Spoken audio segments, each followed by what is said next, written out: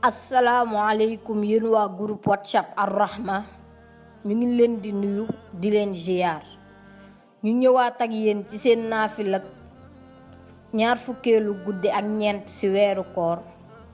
juróom benn rakkan lay doon rakkan bu ci ne nga tari ci fatiha benn yoon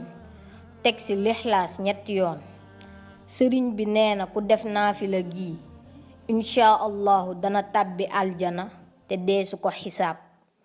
jërë ngeen jëf